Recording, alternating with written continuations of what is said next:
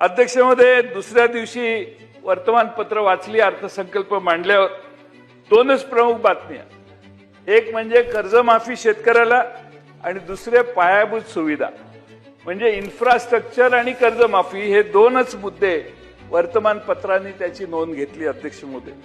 पण अध्यक्ष महोदय, ह्या दोन्ही बाबी खोट्या आहेत, फसव्या आहेत. खोट्या म्हणणार नाही, पण फसव्या आहेत. अध्यक्ष महोदय, घोषणा काय होती माननीय मुख्यमंत्री महोदयांनी केलेली? तुमचा सातबारा शेतकऱ्यांचा करू कोरा कोरा कोरा, 3 वेळा कोरा कोरा कोरा, असं घोषणा माननीय मुख्यमंत्री महोदयांनी निवडणुकीच्या आधी केली. आता कर्जातून पूर्णपणाने मुक्त करायचे असा त्याचा अर्थ होतो अध्यक्ष महोदय. पण अध्यक्ष महोदय, मुख्यमंत्र्यांनी 2 लाख रुपयापर्यंतच कर्ज माफ केलं. मग 2019 साली अध्यक्ष महोदय आमच्या महाविकास आघाडीच्या सरकारने उद्धव ठाकरेंच्या मुख्यमंत्री पदाच्या नेतृत्वाखाली पहिला निर्णय घेतला आम्ही कर्जमाफीचा. आणि अध्यक्ष महोदय, 2 लाखाची आम्ही तेव्हा कर्जमाफी दिली.